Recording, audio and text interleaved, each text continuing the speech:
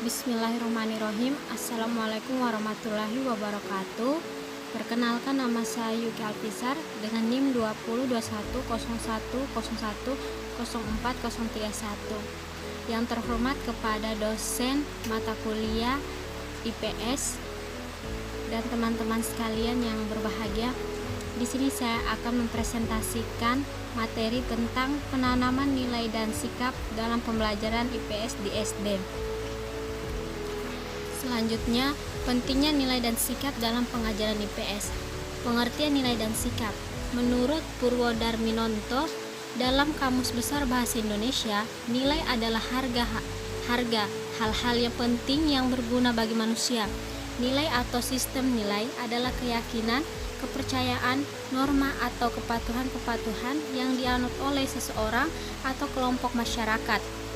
Sedangkan menurut Frankel, dalam Hussein Ahmad 1981 menyatakan bahwa nilai menggambarkan suatu penghargaan atau semangat yang diberikan seseorang atas pengalamannya. Selanjutnya, ia mengatakan nilai itu merupakan standar tingkah laku, keindahan, efisiensi, atau penghargaan yang telah disetujui seseorang, di mana seseorang berusaha hidup dengan nilai tersebut serta bersedia mempertahankannya. Richard Merrill dalam Dwi Siswoyo dan kawan-kawan tahun 2005 menyatakan bahwa nilai adalah patokan atau standar pola-pola pilihan yang dapat membimbing seseorang atau kelompok ke arah satisfaction, fulfillment, atau meaning. Adapun menurut Sandin bahwa sistem nilai seseorang terdiri dari seperangkat asumsi-asumsi, pengertian-pengertian, keyakinan, dan komitmen kita untuk mengarahkan pilihan perilaku. Secara teoritis, Sandin mengklasifikasikan nilai menjadi yang pertama nilai-nilai hedonik, yaitu nilai-nilai yang mementingkan kenikmatan. Yang kedua nilai-nilai estetik, yaitu nilai-nilai yang berkenaan dengan keindahan. Yang ketiga nilai-nilai etika. Yang keempat nilai-nilai religius. Dan yang kelima nilai-nilai logika atau sains dan nilai utility.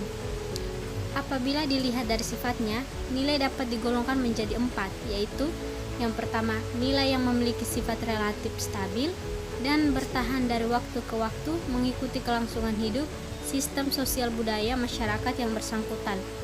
Yang kedua, nilai sebagai suatu bentuk keyakinan memiliki komponen kognitif, afektif, dan psikomotorik. Yang ketiga, nilai memiliki 2 kategori, yaitu nilai instrumental dan nilai terminal. Nilai instrumental adalah nilai yang menyangkut gaya perilaku yang dipandang sebagai nilai yang sesuai atau berharga, sedangkan nilai terminal adalah nilai yang the end state, di mana nilai-nilai instrumental menjadi bermakna.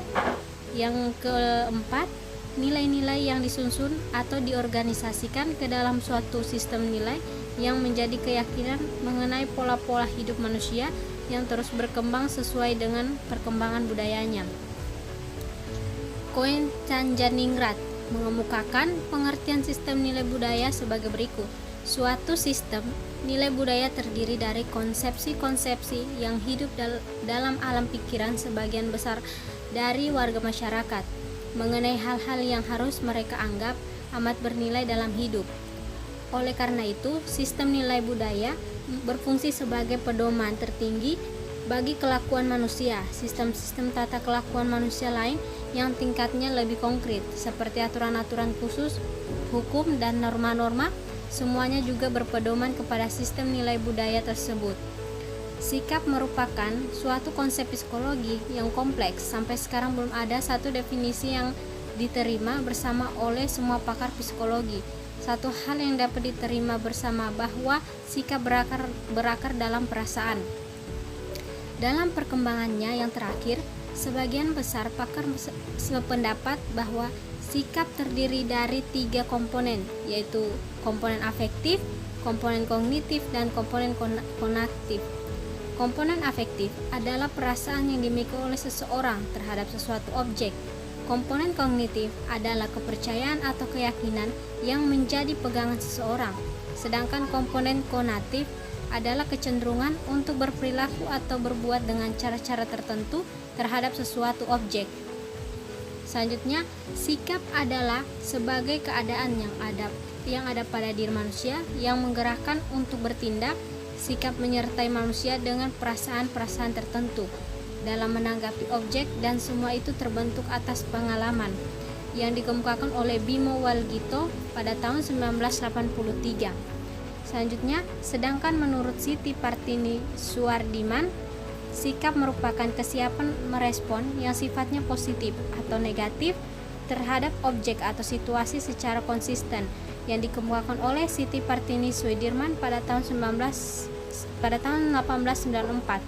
Selanjutnya, Koechaningrat menjelaskan bahwa suatu sikap adalah suatu disposisi atau keadaan mental di dalam jiwa dan diri seorang individu untuk bereaksi terhadap lingkungannya, baik lingkungan manusia atau lingkungan masyarakatnya, baik lingkungan alamiah maupun lingkungan fisiknya. Walaupun berada di dalam diri individu, sikap biasanya juga dipengaruhi oleh nilai budaya dan sering pula bersumber pada sistem nilai budaya. Yang kedua, pembentukan sikap. Tidak dapat disangkal bahwa manusia mempunyai sifat-sifat bawaan, misalnya kecerdasan dan temperamen. Selain itu, manusia juga mempunyai sikap turunan yang terbentuk dengan kuat dalam keluarga, misalnya sentimen kefamilian, keagamaan, dan sebagainya.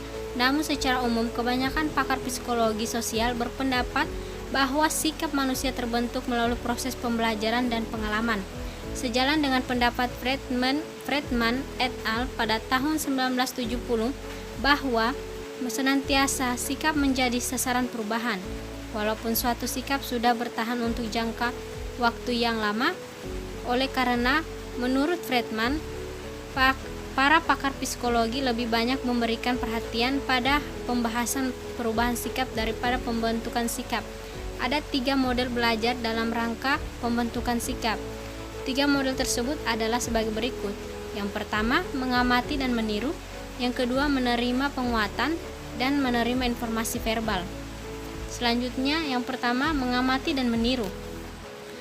Pembelajaran model ini berlangsung melalui pengamatan dan peniruan. Berdasarkan kenyataan bahwa mayoritas perilaku manusia dipelajari melalui model, yaitu dengan mengamati dan meniru perilaku atau perbuatan orang lain, terutamanya orang-orang yang berpengaruh. Melalui proses pengamatan dan peniruan akan terbentuk pola sikap dan perilaku yang sesuai dengan orang yang ditiru. Bagi para siswa di sekolah, orang-orang yang berpengaruh terutama adalah orang tua dan guru. Bagi masyarakat pada umumnya, orang-orang berpengaruh dan dapat menjadi model antara lain tokoh, film, artis, politikus, dan tokoh-tokoh masyarakat yang dapat diamati dalam kehidupan sehari-hari. Orang-orang ini memberi pengaruh tertentu terhadap perilaku dan kehidupan masyarakatnya. Yang kedua, menerima penguatan pembelajaran. Model ini berlangsung secara pembiasan operan, yaitu dengan menerima atau tidak menerima penguatan atas suatu respon yang ditunjukkan. Penguatan juga dapat berupa hadiah, penguatan positif, dan dapat berupa hukuman, penguatan negatif. Dalam proses pendidikan, guru atau orang tua memberikan hadiah berupa pujian kepada anak yang berbuat sesuai dengan nilai-nilai ideal tertentu. Dari waktu ke waktu, respon yang diberi hadiah tersebut akan bertambah kuat. Dengan demikian, sikap anak akan terbentuk, mereka akan menerima nilai yang menjadi pegangan guru atau orang tuanya. Selanjutnya, yang ketiga, menerima informasi verbal. Informasi tentang berbagai hal dapat diperoleh melalui lisan ataupun tulisan. Informasi tentang sesuatu objek yang diperoleh oleh seseorang akan mempengaruhi pembentukan sikapnya terhadap objek yang bersangkutan. Misalnya, informasi tentang penyakit flu burung. Informasi ini telah membentuk sikap tertentu di kalangan warga masyarakat terhadap penyakit flu burung, pembawa virusnya, dan orang yang terkena penyakit tersebut. Yang ketiga, teori perubahan sikap. Teori perubahan sikap itu ada bermacam-macam, diantaranya teori pembelajaran, learning theory, teori fungsional, functional theory, dan teori pertimbangan sosial, social judgment theory. Selanjutnya, teori pembelajaran learning atau learning theory. Teori pembelajaran learning theory melihat perubahan sikap sebagai suatu proses pembelajaran. Teori ini tertarik pada ciri-ciri dan hubungan antara stimulus dan respon dalam suatu proses komunikasi. Menurut Yale, the Yale Communication and Change Program, yaitu program komunikasi dan perubahan sikap, telah memberikan sumbangan besar terhadap perkembangan teori ini. Program Yale mengidentifikasi unsur-unsur dalam proses pembujukan yang dapat memberi pengaruh terhadap sikap seseorang. Menurut program Yale, ada 4 unsur dalam proses pembujukan yang dapat mempengaruhi perubahan sikap, yaitu yang pertama, penyampaian sebagai sumber informasi baru, komunikasi atau informasi yang disampaikan, penerima, dan terakhir situasi. Pertama, penyampai atau sumber, source. Kepercayaan kepada sumber dipengaruhi oleh faktor-faktor antara lain daya tarik fisik, cara berbicara yang menarik, keyakinan diri, penampilan pribadi yang mencerminkan kejujuran, dan sebagainya. Faktor lain pada sumber yang penting peranannya adalah penampilan yang menunjukkan peringkat kepakaran dan perhatian atau motivasi dalam penyampaian informasi. Yang kedua, komunikasi atau informasi, message, yang disampaikan. Informasi yang melibatkan emosi yang kuat akan lebih berpengaruh daripada informasi yang bersifat netral. Demikian pula informasi yang mengemukakan argumentasi dua sisi, two sides argument, dalam satu masalah akan lebih berkesan daripada informasi yang mengemukakan argumentasi satu sisi atau one sides argument. Sebagai contoh, kita menyampaikan kebaikan pendirian kita dalam suatu masalah serta kelemahan pendirian pihak lain. Hal ini akan lebih berkesan daripada menyampaikan kebaikan tentang pendirian kita saja. Karena ada pembandingnya, maka orang lain akan memilih mana yang paling baik dan menguntungkan. Faktor lain yaitu emosi yang dapat mempengaruhi perkembangan sikap seseorang yang mengutamakan norma kelompok. Kelompok atau organisasi dapat memberi kesan kepada perkembangan sikap individu. Ide-ide yang berasal dari kelompok sendiri atau in-group source akan lebih mudah diterima walaupun dengan alasan yang lemah daripada ide-ide dari kelompok luar, out-group source. Yang ketiga, penerima, recipient. Faktor-faktor yang berkaitan dengan penerima yang dapat memberi pengaruh terhadap perkembangan sikap antara lain kepercayaan diri, kecemasan, dan depresi. Sebagai contoh, penerima yang cerdas lebih mudah memahami informasi yang kompleks. Dengan demikian, yang diterima akan lebih cepat memberi pengaruh terhadap perkembangan sikapnya. Sikapnya tersebut akan berubah dengan arah yang diharapkan oleh penyampai informasi, atau akan tetap atau bertahan jika informasi yang disampaikan tidak sesuai dengan pertimbangan rasionalnya. Selanjutnya, yang keempat, situasi atau konteks. Dalam realita kehidupan, banyak faktor yang berhubungan dengan situasi yang dapat mempengaruhi kebersamaan pembujukan. Salah satu faktor penting yang dapat mempengaruhi keberkesanan adalah gangguan. Seandainya penerima sedang memberi perhatian kepada informasi pembujukan yang disampaikan, secara tiba-tiba ada gangguan, hal ini akan mempengaruhi keberkesanan informasi yang disampaikan. Informasi akan berkesan jika disampaikan dalam situasi yang netral. Selanjutnya, bagian B, teori fungsional. Functional theory. Teori fungsional mengasumsikan bahwa manusia mempertahankan sikap yang sesuai dengan kebutuhan dirinya sendiri. Perubahan sikap terjadi dalam rangka mendukung suatu maksud atau tujuan yang ingin dicapainya. Berdasarkan teori ini, sikap merupakan alat untuk mencapai tujuan. Oleh karena itu, untuk merubah sikap seseorang terlebih dahulu harus dipelajari dan diketahui kebutuhan khusus atau tujuan khusus yang ingin dicapai. Menurut teori fungsional, perubahan sikap terjadi untuk menyesuaikan dengan kebutuhan individu. Ada beberapa fungsi sikap dalam rangka memenuhi berbagai kebutuhan individu, antara lain sebagai alat instrumental. Dengan perubahan sikap diharapkan akan memperoleh hadiah yang sebesar-besarnya untuk mendukung sikap positif dan hukuman yang sekecil-kecilnya untuk mendukung sikap negatif. Yang kedua, sikap pertahanan diri, ego defensive. Perubahan sikap didasarkan pada keinginan seseorang untuk melindungi atau mempertahankan dirinya. Yang ketiga, sebagai pernyataan nilai, value expressive. Perubahan sikap didasarkan pada keinginan seseorang untuk menyatakan sikap yang selaras dengan nilai-nilai utama bagi dirinya. Yang keempat, sebagai pengetahuan, knowledge. Perubahan sikap didasarkan pada keperluan seseorang untuk mendapatkan informasi dan menyusunnya dengan cara yang dapat memberi makna bagi dirinya dalam rangka penyesuaian dan memberikan sumbangan untuk kebaikan lingkungan hidupnya. Yang bagian C, teori pertimbangan sosial atau social judgment theory. Menurut teori ini, perubahan sikap merupakan suatu penafsiran kembali atau pendefinisian kembali terhadap suatu objek.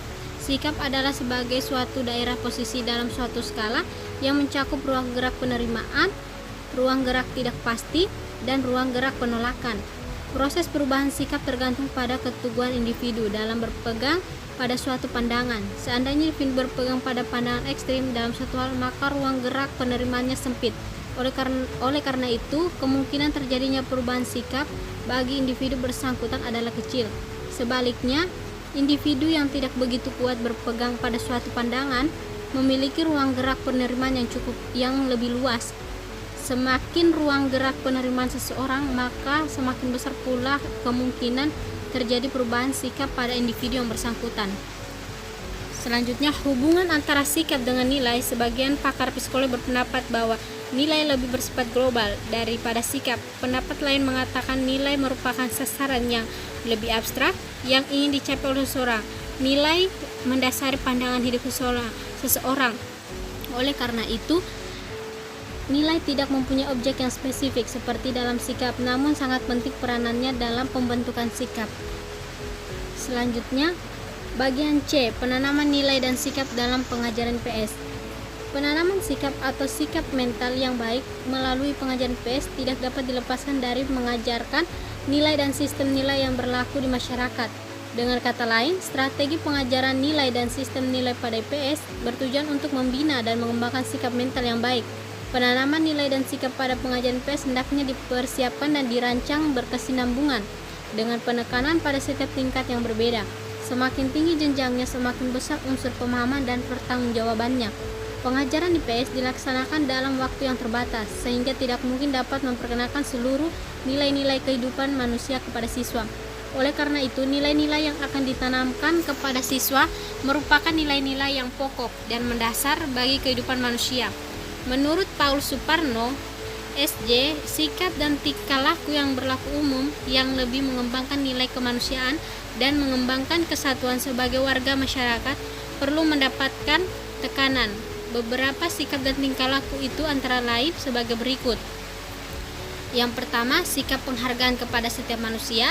Yang kedua, sikap tenggang rasa, jujur dan berlaku adil, suka mengabdi, ramah, setia, sopan dan tepat janji. Yang ketiga, sikap demokratis dan menghargai gagasan orang lain serta mau hidup bersama orang lain yang berbeda. Yang keempat, kebebasan dan tanggung jawab. Yang kelima, penghargaan terhadap alam. Yang keenam, penghormatan kepada Sang Pencipta. Dan yang ketujuh, beberapa sikap pengembangan sebagai pribadi manusia yang seperti disiplin, bijaksana, cermat, mandiri, percaya diri, semuanya lebih menunjang penyempurnaan diri pribadi. Jadi, kesimpulannya, penanaman nilai dan sikap kepada siswa itu penting. Ungkapan ini senada dengan tujuan pengajaran PS yang selain mengembangkan pengetahuan, juga mengembangkan keterampilan dan menanamkan nilai dan sikap kepada siswa. Leonard Kenworthy dalam Kosasi Jari dan Fatima Ma'mun tahun 1978-1979 mengemukakan rumus sebagai berikut. P sama dengan pengetahuan ditambah S sama dengan sikap ditambah K keterampilan sama dengan B behavior atau sama dengan kelakuan. Pengajaran IPS yang pada hakikatnya adalah pengajaran yang mensosialisasikan diri dan pribadi siswa. Dengan demikian, siswa dengan skala kepribadiannya atau sikapnya hendak mampu meresapi atau menghayati, mengadaptasi, menerima, dan mempraktekkan nilai-nilai umum yang berlaku di masyarakat. Setiap konsep, topik, tema, atau pelajaran IPS memiliki nilai-nilai tertentu yang oleh siswa perlu dikaji, diolah dan ditelaah dan cocok dengan dirinya, diproses menjadi miliknya untuk kemudian digunakan sebagai pola atau barometer perbuatannya dalam hidupnya. Kalau nilai dan sikap tersebut memang dianggap baik untuk orang lain, maka dapat dikomunikasikan dan disebarluaskan kepada orang lain dengan cara yang wajar. Itulah tadi hasil presentasi dari saya. Lebih dan kurangnya mohon dimaafkan. Wabillahi taufiq walhidayah. Wassalamualaikum warahmatullahi wabarakatuh.